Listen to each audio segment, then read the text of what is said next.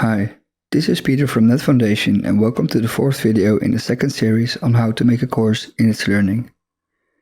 In this series, we go through the administrative part of creating a course and details you have to think about.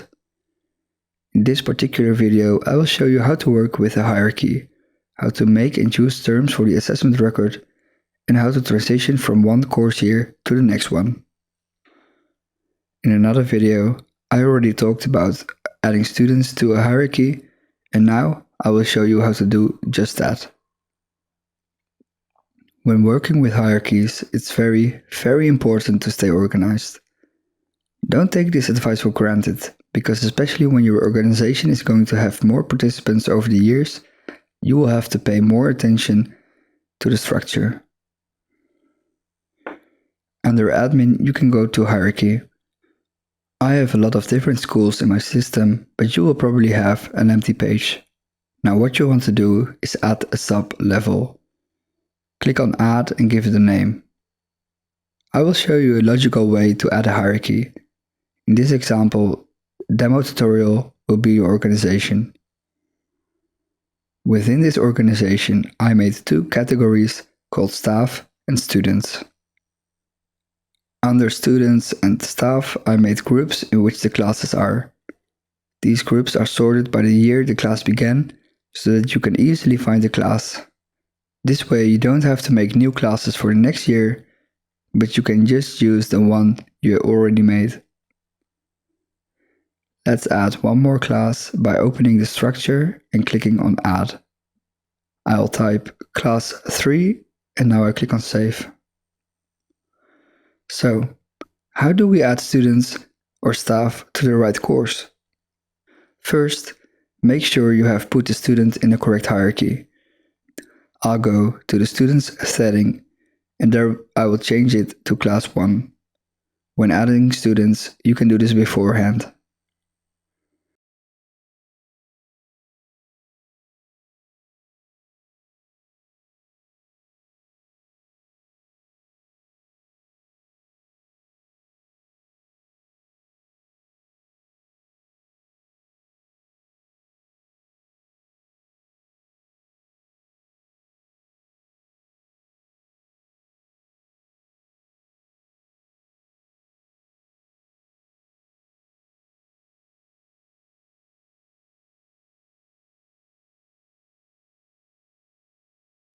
Now, go to the course, go to participants and then to hierarchy synchronization. Click on find hierarchy to add it. Now the class is added to the course, and if the hierarchy changes, for example when someone has to redo their course, you can add them to another hierarchy and they will be automatically moved to the courses where that hierarchy is added. The next thing I want to talk about is terms. A term is a division of the year, a block of weeks during which the organization holds classes, semesters or trimesters for example. Terms are needed to store all marks in the assessment record. Go to admin and then to terms. Here you can add a new term. As an example, I'll make a term that is 1 year long. Add a name and description. And here you can choose the dates.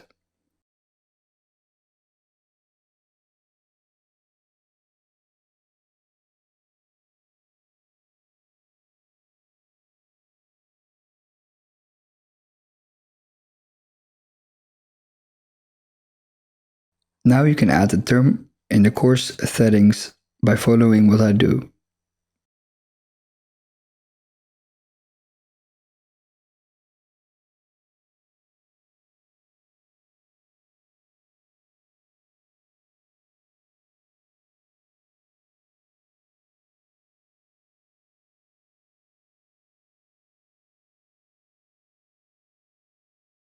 So when you make an assignment or another element, you can choose in which term the assessment will be stored. Just like I'm showing, these options you often find in the settings of the element.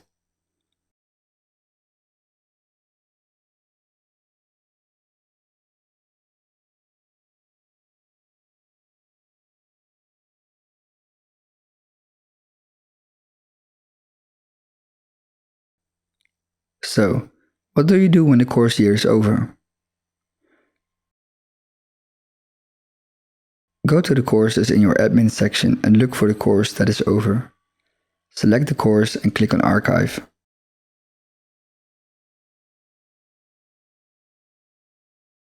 Now the course is not active anymore.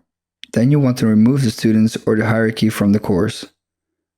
We advise you to not delete the course, as it is very useful to keep it when you have to go back and look for assessments of some students, for example. So just keep it archived. And as you learned, you can make a same new course from a development version of a course you have made.